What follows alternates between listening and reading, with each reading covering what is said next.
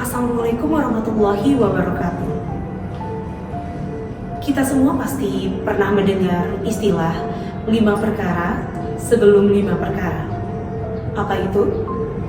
Sehat sebelum sakit, muda sebelum tua, kaya sebelum miskin, lapang sebelum sempit, dan hidup sebelum mati.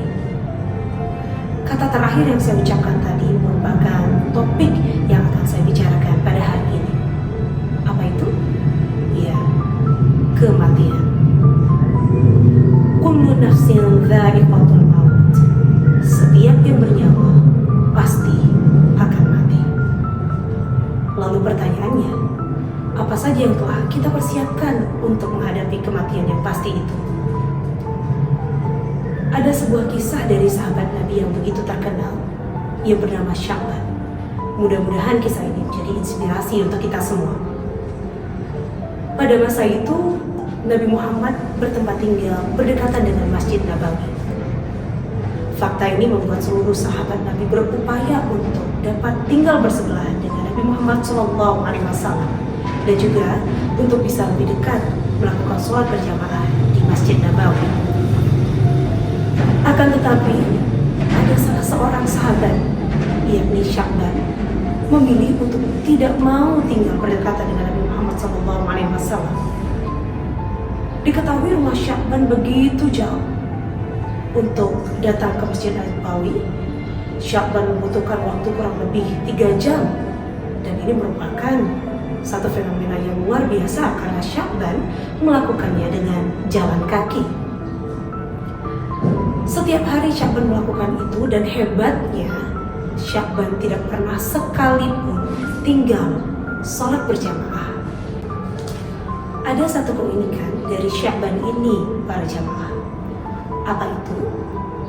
Sya'ban selalu memilih posisi yang paling pojok ketika ia datang ke masjid. Dan ini diakui oleh seluruh jamaah yang selalu hadir bersama Sya'ban untuk mengikuti sholat berjamaah. Semua orang akan tahu bahwa posisi itu adalah milik Sya'ban dalam tanda kutip. Namun pada suatu hari ada yang aneh.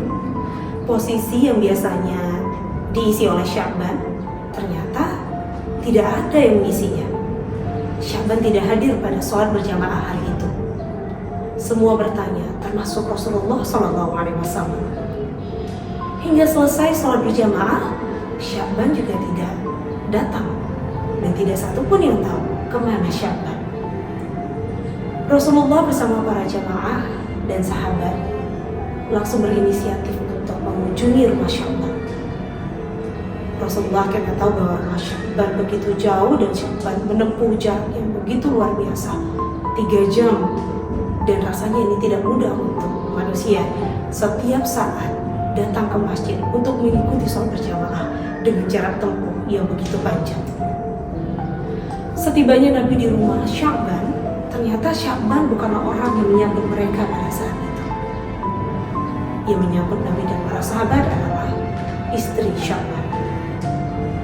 Lalu Nabi bertanya, kemana Sya'ban? Istri Sya'ban pun menjawab, ya Rasulullah, Sya'ban telah meninggal dunia pagi ini. Rasulullah pun terkejut. Istri Sya'ban kemudian melanjutkan cerita bahwa beberapa hari terakhir sebelum kematiannya, Sya'ban selalu menyebutkan, kenapa tidak lebih jauh? Kenapa tidak lebih jauh? Dan kenapa tidak lebih jauh secara berulang-ulang?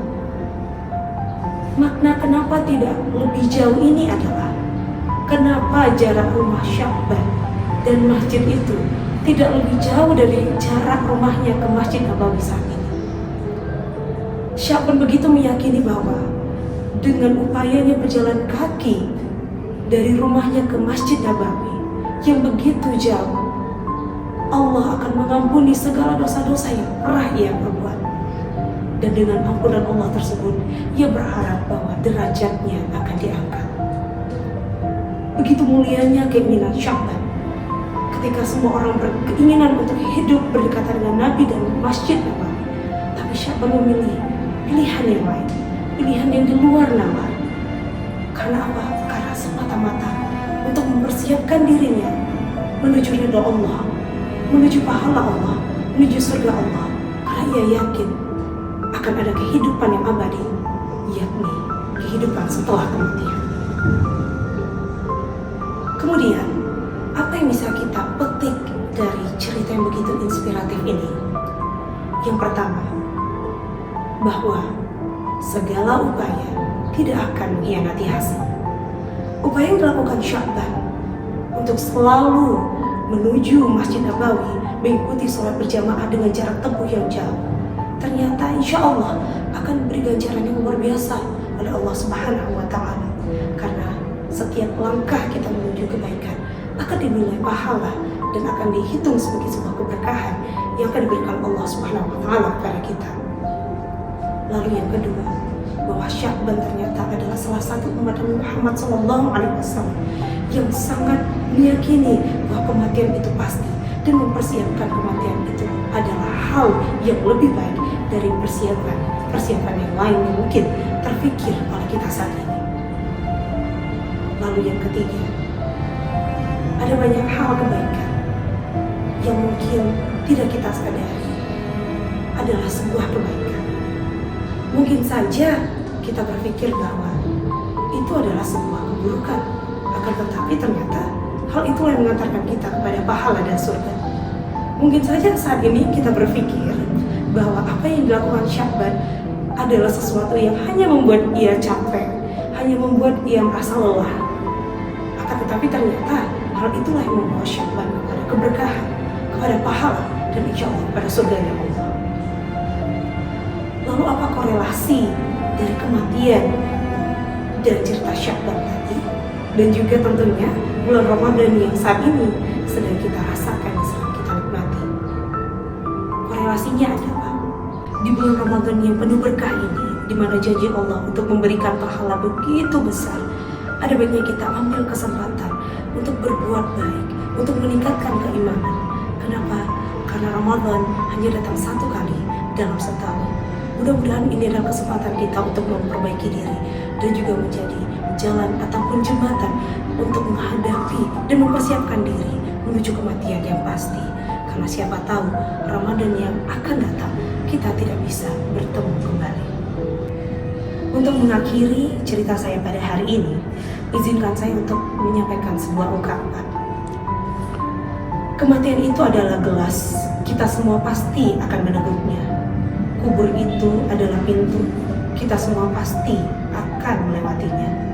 Ramadan itu adalah kesempatan, tapi belum tentu kita akan mendapatkannya.